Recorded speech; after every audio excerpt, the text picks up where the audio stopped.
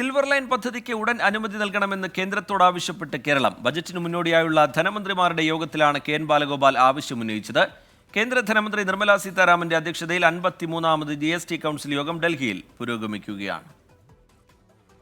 വർദ്ധിച്ചുവരുന്ന റെയിൽ ഗതാഗത ആവശ്യങ്ങൾ കുറ്റമറ്റ രീതിയിൽ നിറവേറ്റാൻ നിലവിലെ സംവിധാനങ്ങൾക്ക് കഴിയുന്നില്ലെന്നും അതിനാൽ ഹൈസ്പീഡ് റെയിൽ പദ്ധതിയായ സിൽവർ ലൈന് എത്രയും പെട്ടെന്ന് എല്ലാ അനുമതികളും ലഭ്യമാക്കണമെന്നുമാണ് ബജറ്റിന് മുന്നോടിയായുള്ള ചർച്ചയിൽ കേരളം ആവശ്യപ്പെട്ടത്.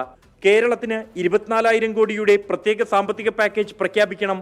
ഈ വർഷത്തെ കടമെടുപ്പ് പരിധി GDP-യുടെ 3% ഉയർത്തണം. കേന്ദ്ര സംസ്ഥാന നികുതി പങ്കുവയ്ക്കൽ അനുപാതം 50:50 മാറ്റണം തുടങ്ങിയ ആവശ്യങ്ങളും കേരളം ഉന്നയിച്ചു. പഴയ സർക്കാരിന്റെ സമീപനമായിരിക്കില്ല പുതിയ മുന്നണി സർക്കാരിന് എന്ന് പ്രതീക്ഷിക്കുന്നുവെന്ന് ധനമന്ത്രി കെ.എൻ. ബാലഗോപാൽ.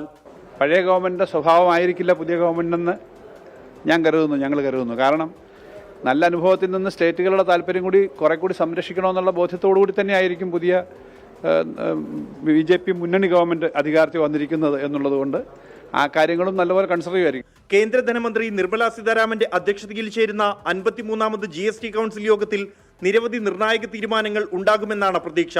രാസവള നിർമ്മാണ കമ്പനികളുടെയും കർഷകരുടെയും ആവശ്യം പരിഗണിച്ച് അസംസ്കൃത വസ്തുക്കളുടെ GST കുറയ്ക്കാൻ സ്റ്റാൻഡിംഗ് കമ്മിറ്റി നൽകിയ ശുപാർശകൾ യോഗത്തിന്റെ പരിഗണനയ്ക്ക് വരും.